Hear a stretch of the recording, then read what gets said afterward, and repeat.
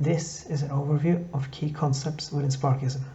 It is intended as an introduction to the philosophy and a primer for my channel.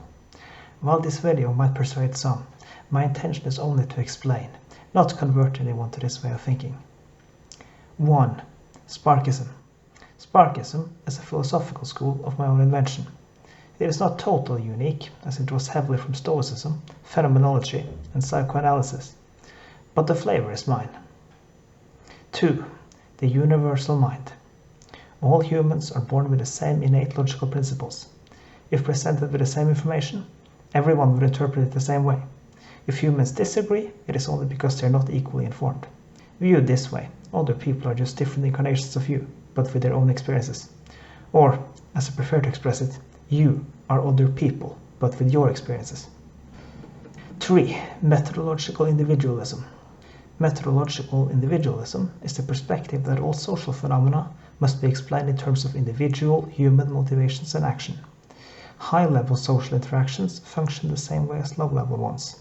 In other words, the dynamics within governments, businesses, and political movements are the same as the dynamics between the individuals within them. Combined with the idea of the universal mind, methodological individualism means that your explanation for a social phenomenon must coincide with how you yourself would act. 4. Reduction. In phenomenology, reduction refers to discarding preconceptions and absorbing unfiltered first-hand experiences.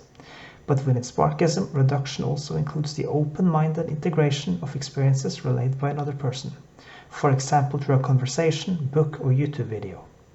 Actually, as you're listening to this presentation, you are engaging in reduction of my point of view and the implied experiences behind it. 5. The Noumenoscope. The Noumenoscope is a mental library containing all perspectives you've reduced. This not only includes individuals, but also ideologies and social movements.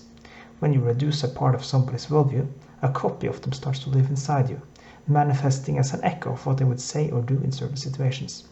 Interestingly, your own voice is not separate from the Noumenoscope, but just another voice inside it.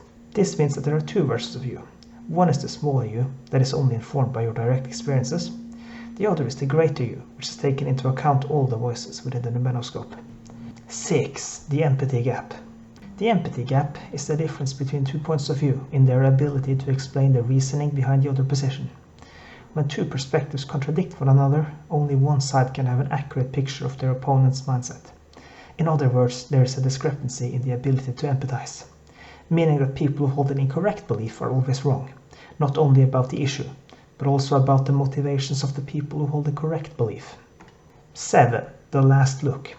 The last look is the perspective that has the final word after the debate within the Noumenoscope has concluded, hence becoming the perspective of the greater person. On a small scale, the last look can be taken to mean the perspective currently dominating a specific Noumenoscope. But on a large scale, it can also mean the perspective that would dominate a hypothetical Noumenoscope containing all possible perspectives.